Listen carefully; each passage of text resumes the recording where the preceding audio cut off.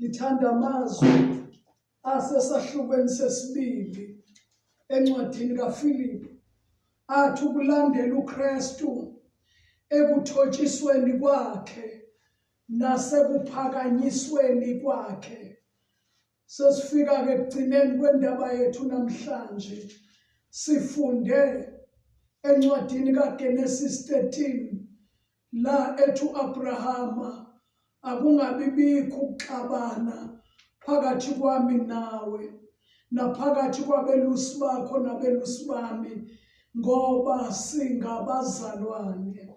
Ekugcineni sekuvela le ndaba ethi uma silandela uKristu Jesu siyamlandela ekuthotshisweni kwakhe nasekuphakanyisweni kwakhe.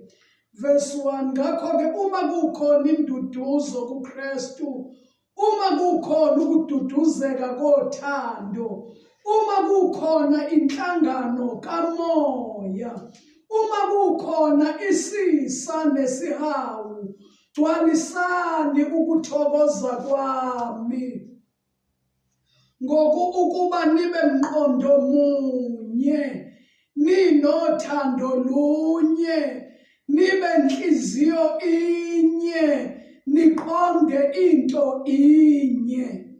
Verse 3, ningenzi lutho ngombango. Unga-underline eBhayibhelini lakho khona uyokhumbula njalo ukuthi yonke into engiyenzayo, konke ukukhonza engikwenzayo, angenzi lutho ngombango. Angenzi lutho ngombango nangodumo lwezwe.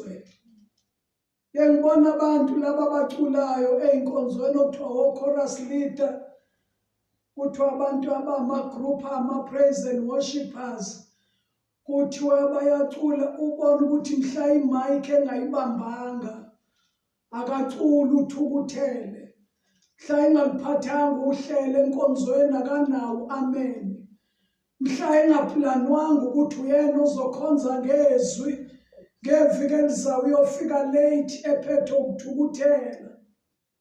Bazalwana, senzi lutho ngombango nangento ezosenza sidume. Kuthiwe mawuhlelo liphethe wena enkonzweni, inkonzo iyashisa, makushumayele wena siyezwa.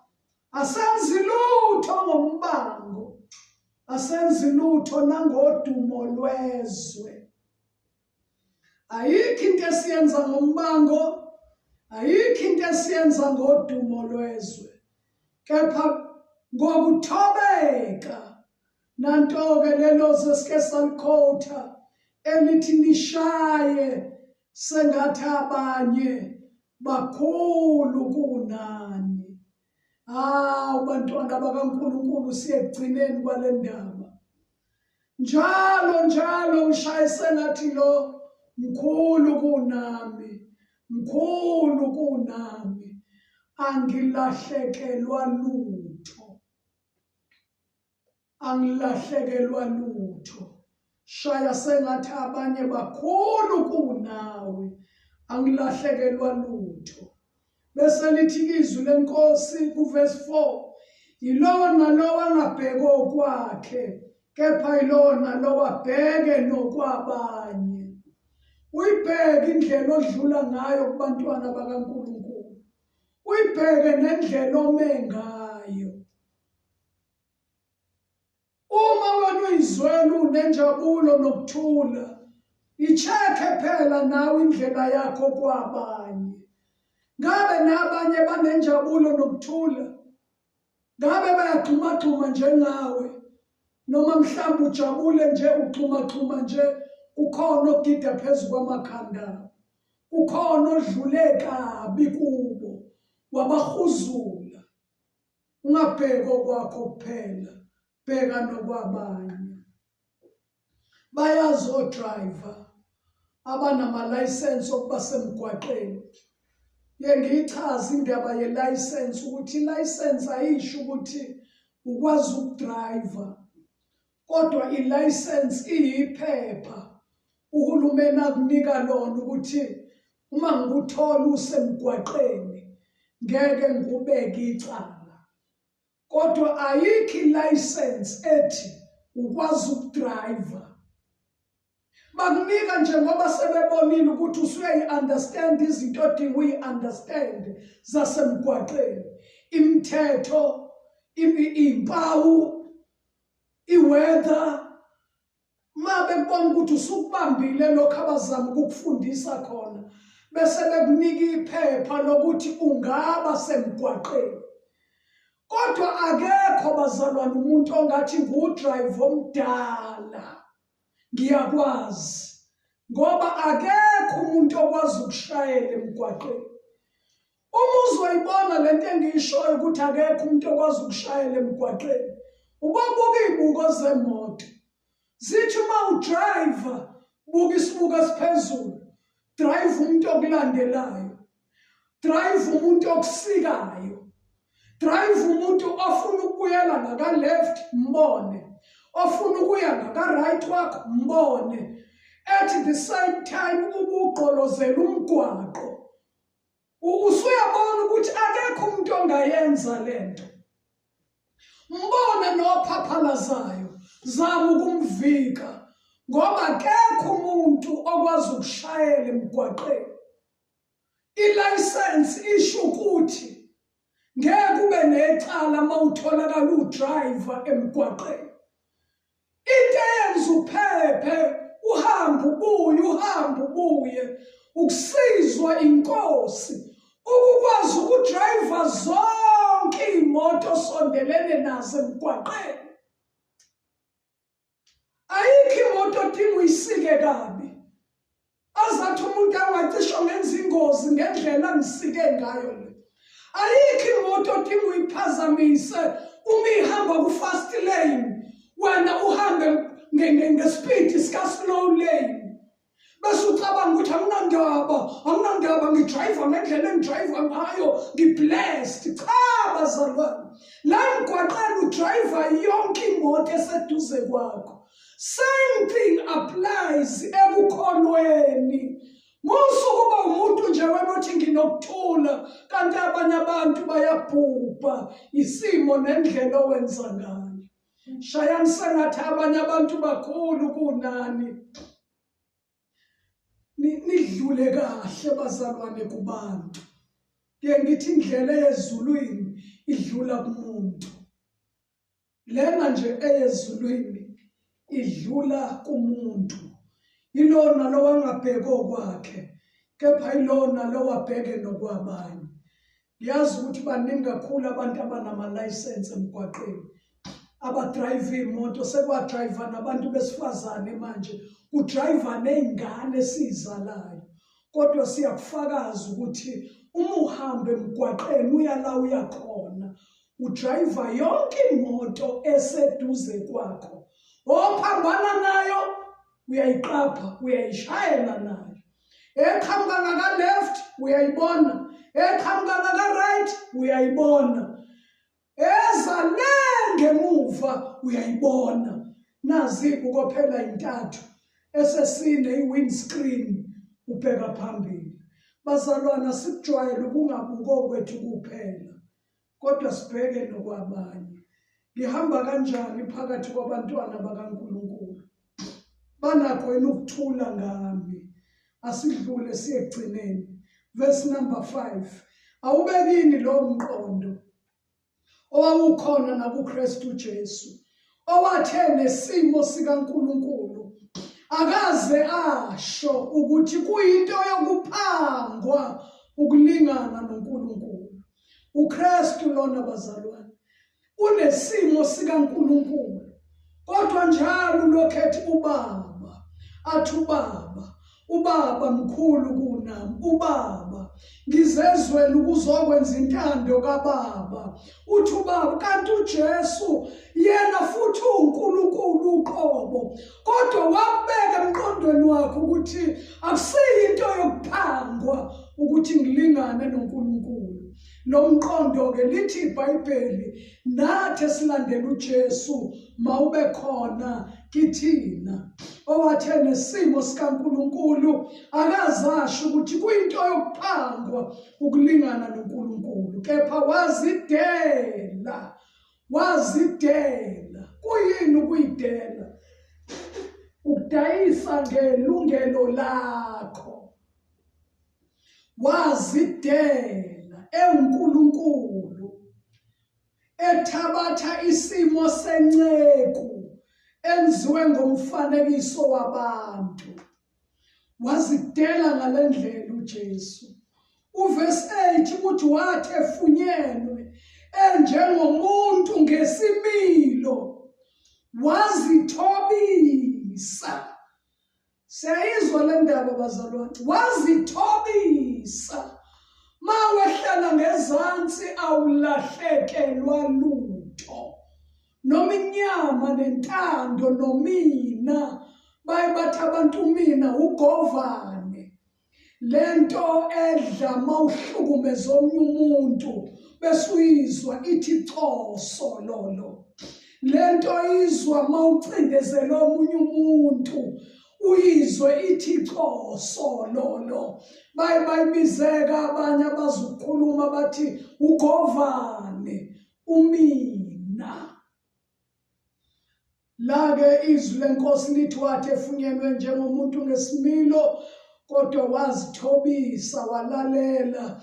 Lokho akakwenzanga bazalwane, waze wathi sengikhathele. Angithi sinjalo sihamba sithi indlela ezulwini yinde. Wathi omnye umama eseniyabona ukuthi uJesu akafuni nezulu lakhe. uJesu wasifela ukuze sibe khona ezulwini lakhe.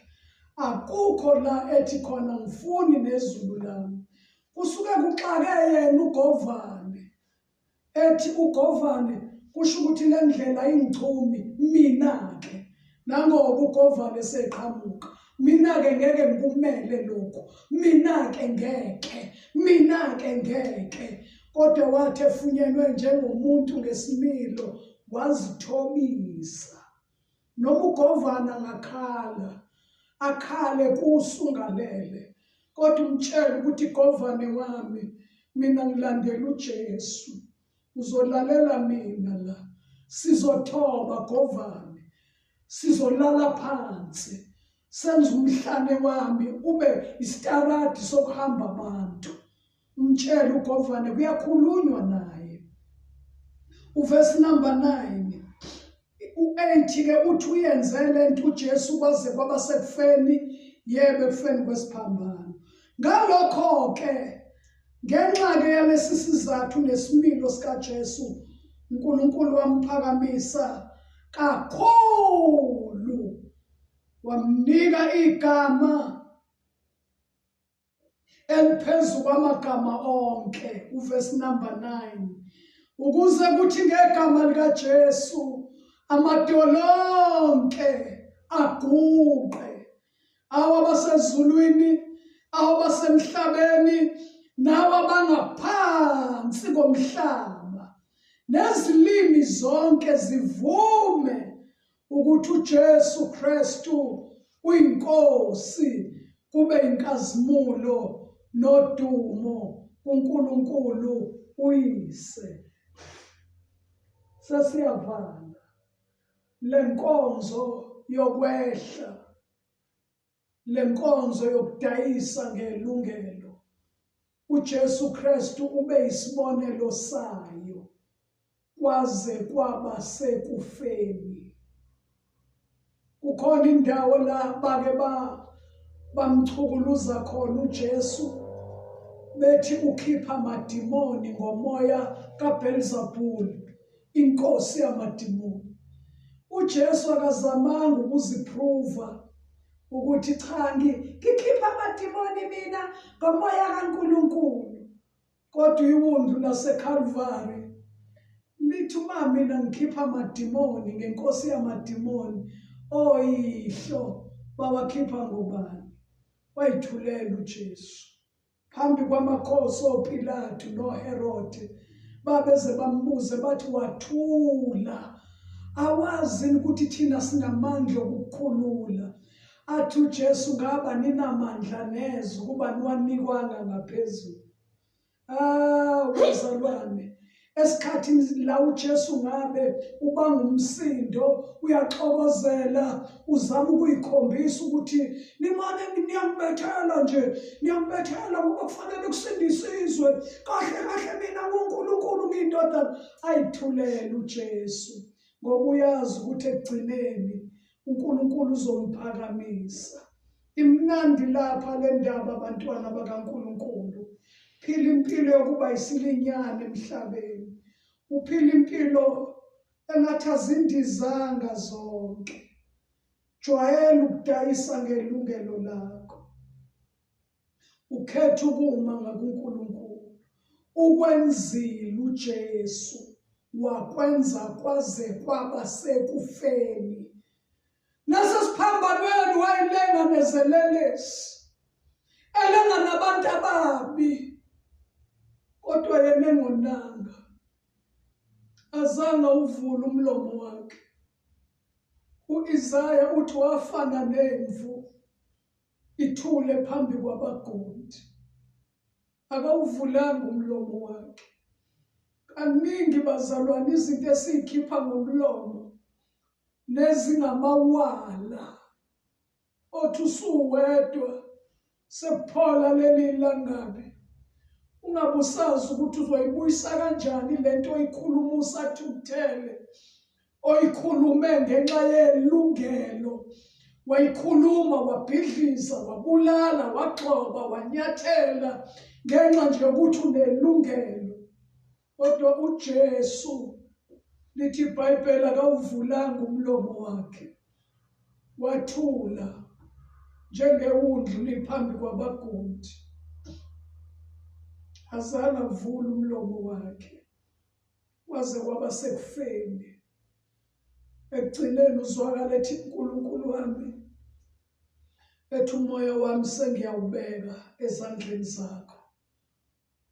Kanti ushilwe engakafi, wathi nginamandla okubeka phansi ukuphila kwami, nginamandla futhi okubuye ngikuthathe, ngoba lo myalo ngiwunika uBaba.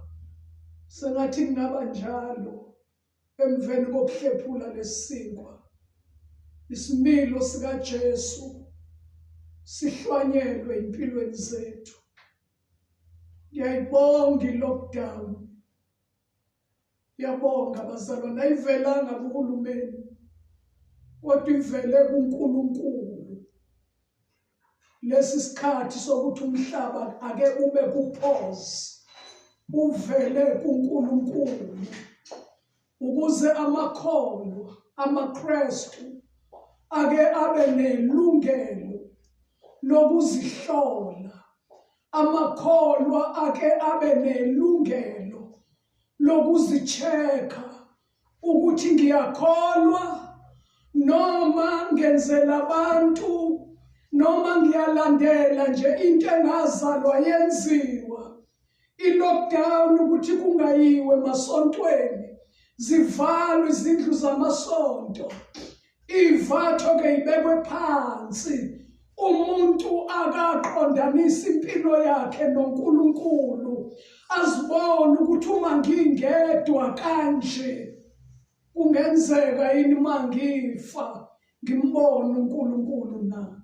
I-lockdown izele ukuthi uzozibona ukuthi ukukholwa okulandelayo kunakho yini ukuphila okuphakade. Uma ukholwa inkolo yesonto lakho nemfundiso yalo, kodwa ungenakho ukuphila okuphakade, unenkinga ezikhathini ze-lockdown, ngoba le nkolo engenaJesu phakathi kuyo, engenakho ukuphila okuphakade, leyo nkolo kuthi uma kufika la ningakwazi ukuhlanganyela khona, uze ukuthi into engayifunda sengiyikhohliwe ngoba ayikho phakathi kwakho. I-lockdown izobuyisa umqondo wabantu bonke ukuthi bantu abafikile emhlabeni, bantu abazohamba emhlabeni baye kuNkulunkulu uNkulunkulu abavela kuye ake uyiseshe impilo yakho ukuthi ngisekukholweni kweqiniso na. Sesiyathandaza. Nansi lockdown. Ithi hlala endlini. Bengixoxa nomunye umfundisi engimjwayele umntwana wami nje enkosini.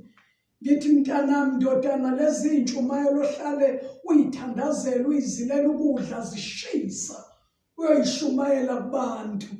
Namhlanje izulu lithi hlala endlini yakho uzishumayeze wena lezi intshumayelo ohlala uyishumayeza abanye abantu. Hlala endlini yakho. Uma ujwayele ukwenza i-altar call uthi abantu abeze kuJesu emva kokuzwizwi. Namhlanje i-altar call idinga ngizenzele mina ukuthi izwi lenkosi lingibhaqile la, angenzi kahle la, ngizenzele i-altar call ngoba i-lockdown ithi anginaye esontweni. Angizenzele i-altar call. Angibuye ngizenzele i-follow up ukuzicheck ukuthi njoba izwi likaNkulunkulu likhulumile ngakhala ngayinikela sengiyakwenza yini lokho engiyinikelela ukuthi ngizokuphila. uJesu ke wazithoba walalela kwaze kwaba sekufeni kwesiphambano. Incwadi kaHezekaya ithi ngesikhathi enikela umoya wakhe kuNkulunkulu wabe sehla umphefumulo wakhe wehlela endaweni yabafileyo phansi eHades eyoshumayeza abantu ababebhubhe lesikhathi sikazamcolo. Isidumbu sikaJesu salala ethuneni. Isimangaliso bazalwane lesi, uma uzithobe kwaze kwaba sekugcineni, uNkulunkulu okuvusayo, uNkulunkulu okungenisa ekhaya laphakade, uNkulunkulu okunika impilo engapheliyo, ukunika ukuphila okuphakade emva kokufa, akunika impilo engapheli enesibusiso enoNkulunkulu. Usanyathela kulelizwe usembethe lomzimba. Wavuka uJesu ethuneni. Lithi iBhayibheli lami wavuka egcwele inkazimulo, wavuka enenkazimulo, wabonakala. OTomase bangabaza baze bamthinta, wathi faka isandla sakho ohlangothini lwami, faka iminwe yakho ezandleni zami nasey'nyaweni zami, usuyabona ukuthi ngivukile ngempela kwabafileyo. Wakhala uTomase wathi Nkosi yami, uNkulunkulu wami. Wathi uJesu babusisiwe abantu abakholwa bengabonanga. Yabonga bazalwane, siyathandaza manje. Lento yokudayisa ngelungelo lakho, lento yokwehlela ngezansi, iBhayibheli silifundile kuFilipi 2 lithi ushayise ngathi abanye bakhulu kunawe. Ukulwele ukuthula, ukulwele. Uma kuthiwa khona into oyilwelayo emhlabeni, lwela ukuthula. Noma ulahlekelwa yini kodwa kulwele ukuthula. Uyathi uPaul ukuthula kaNkulunkulu athi kwedlula ukuqonda konke. Kunamandla okulondoloza umzimba, kunamandla okulondoloza umphefumulo uzungabi nacala ekufikeni kwenkosi yethu uJesu Kristu. Asithandaze. Baba wethu ongcwele, sizinikela kuwena emini yantambama. Umphefumulo wethu uyavuma uthi Abba Baba, konke kungenzeka kuwena Nkosi yamakhosi. Nalizwi lakho siyathandaza ukuba litshaleke emoyeni wethu, emphefumulweni, engqondweni, litshaleke emzimbeni, litshaleke lidala ukukholwa othe ngakho lungileyo wakho uzophila ngakho. Liyisinkwa esiphilayo esehla ezulwini esininikeza izwi ukuphila ngegama likaJesu waseNazaretha, ngegama likaJesu, ngegama likaJesu, senzela umusa, siqonda into eyodwa sasemzimbeni, sesabi igama lakho, silwela ukuthula, silwela ubungcwele, ngegama likaJesu. Yabonga Baba, yazinikela kuwe, ngaphandle kwakho ngingenze lutho. Bamba izandla zami, holele kulo lonke udwendwe lokunqoba ngayo uJesu Kristu oyinkosi nomsindisi wethu. Amen.